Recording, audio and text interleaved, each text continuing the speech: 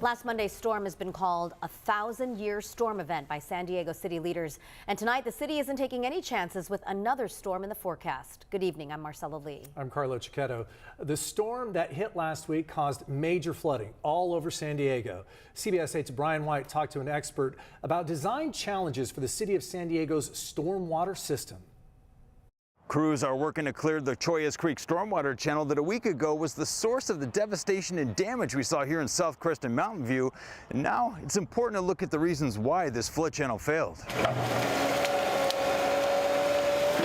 City crews clearing out tons of debris and vegetation from the flood channel that backs up to dozens of homes. After every storm, they come to clean. They should clean before the storm, not after storm, but they always do after. Nearly 4 inches of rain fell in the span of just a few hours. If you drop 4 inches over the whole city and you start collecting that into certain spots, you're going to run into problems no matter what, right? Because it falls so fast that it can't leave in a gradual way. Bruce McVicker is an associate professor in the Department of Civil and Environmental Engineering at the University of Waterloo. He teaches classes on the design of urban stormwater systems. Suddenly the earth itself is moving, and so the channels get choked up full of debris and sediment. And so the capacity of the openings suddenly reduces drastically. He says neighborhoods like Southcrest and Mountain View that were developed prior to the 70s and 80s typically weren't given much consideration for big rain events like this when they were built. But in older systems, the water just starts to have to find its way through neighborhoods. And so that obviously becomes a problem. When looking at the layout around Chollas Creek, Bruce told me he thought Southcrest has a number of disadvantages in terms of planning, things he said were very typical. Highway was built across the river, so Highway 5 kind of comes across, right? They put a clover leaf to get off the highway in what probably was the floodplain. That can be a choke point where the water is trying to get through a very small area. And in these big events where suddenly there's just so much water trying to get through, it just can't. And upstream of that becomes a bathtub. Meanwhile, Southcrest resident Claude Ways is optimistic the work being done to clear the storm channel will help to keep it from flooding again. Once trees cut and also after the first rain washed down the stuff, the next rain usually don't. In Southcrest, Brian White, CBS 8. More rain is expected this week. Chief Meteorologist Carlene Chavis joins us early with a first look at your microclimate forecast. Not what everyone wants to hear. Fingers crossed, it's not too much too quick. Exactly, and that I think is going to be the big deciding factor between last week's storm and this one, is we're now talking about a prolonged period of getting rain. We only had so much in a short amount of time, which led to a lot of the flooding and unfortunately washing out communities that we have been dealing with across the state and yes, closer to home. Now we are looking at 100%. Doesn't get any higher than that when it comes to your rain chances, and that's going to be heavy rain, moderate to heavy rain for Thursday, and then you notice it tapers off a little bit by Saturday before it goes right back up again by the start of next week, and here's why. We are dealing with 2 atmospheric rivers over the next 8 days. That first one moves in, that brings in widespread rainfall ahead of a cold front, and so that's going to lead to the heaviest activity being about Thursday, late Thursday morning once we get past about 10 a.m. and lasting through the afternoon hours and even lingering all the way until Friday. Then we have another one that's going to be right behind that. But the problem with that second one is that's going to be a slow mover. So we could be looking at some pretty high rainfall totals.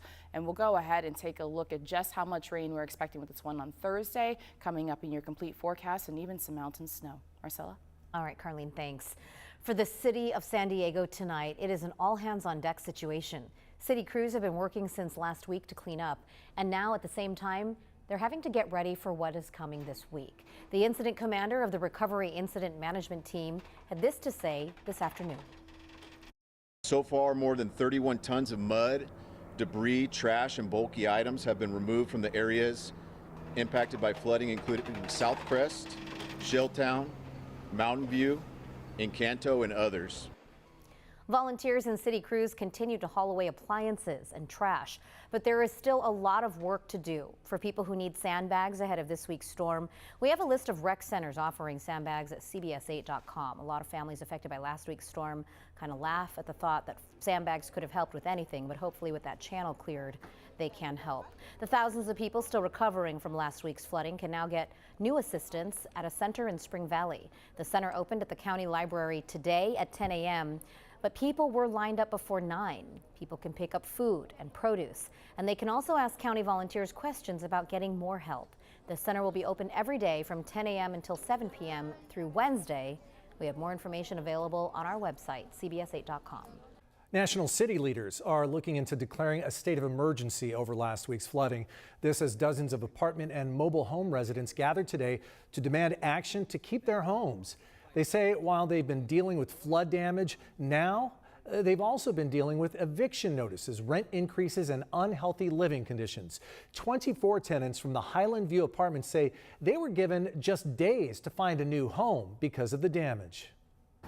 It's very distressing to just be around the apartment and knowing that the management's not helping us in any way. This was not only about a 1,000-year storm that everybody keeps talking about in government. This was about neglect. This was about how these communities were neglected and how they need to make it right. National City Council member Jose Rodriguez was there today encouraging the community to keep working together.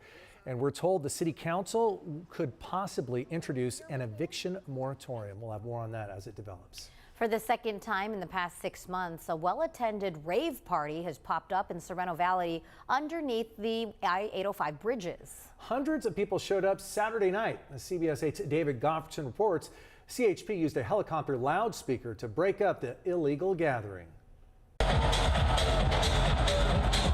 This video was shot late Saturday night by a freelance photographer. A couple hundred people partying it up at a rave underneath the bridges of I-805 at Sorrento Valley Road.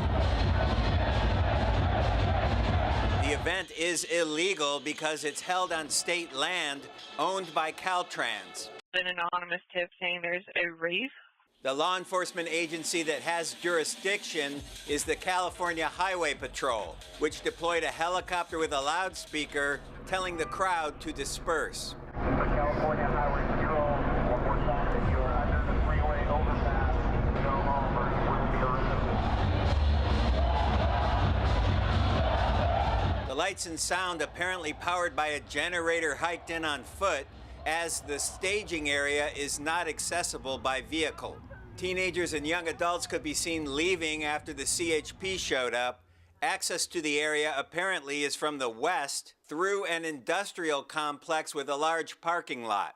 Attendees were totally bummed out to find their cars being towed as they left. The CHP did not respond to my questions about whether any arrests were made or exactly how many vehicles were towed. Back in July, a similar party was held at the exact same spot. The events are advertised on social media and tickets are sold, meaning the organizers could be liable for injuries if somebody gets hurt. A young woman suffered a non-fatal overdose last summer during a similar underground rave along the San Diego River underneath the Marina Boulevard Bridge. There were no reports of injuries from Saturday night's rave, and the staging area appeared to be cleaned up by sunrise. The first time one of these raves happened over the summer, there was very little law enforcement response. This time they responded with a helicopter and they started towing vehicles away. We'll just have to wait and see what the law enforcement response will be if it happens again. In Sorrento Valley, David Goffredson, CBS 8. Thank you, David. The tax season officially started today. The agency says most refunds will be processed within 21 days. The IRS does have a free file option for people with an adjusted gross income of $79,000 or less. And this year there is a new software pilot program being offered in 12 states, including California. It's called Direct File. It opens to qualifying taxpayers in mid-March. We've linked the IRS website to ours. For more information about Direct File and other options, just visit our help button at CBS8.com.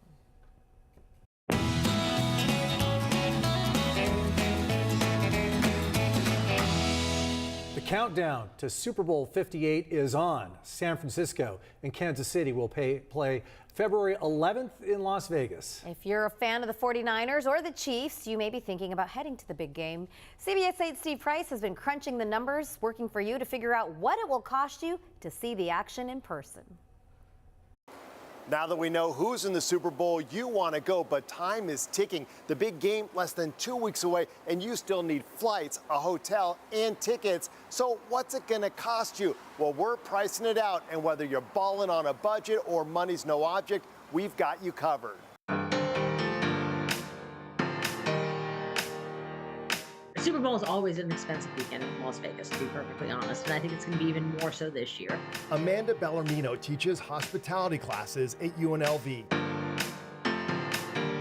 So she knows Vegas and says this trip is going to cost you. Vegas isn't so cheap. Let's start with getting there. Leaving San Diego Friday, coming home Monday with one carry-on bag.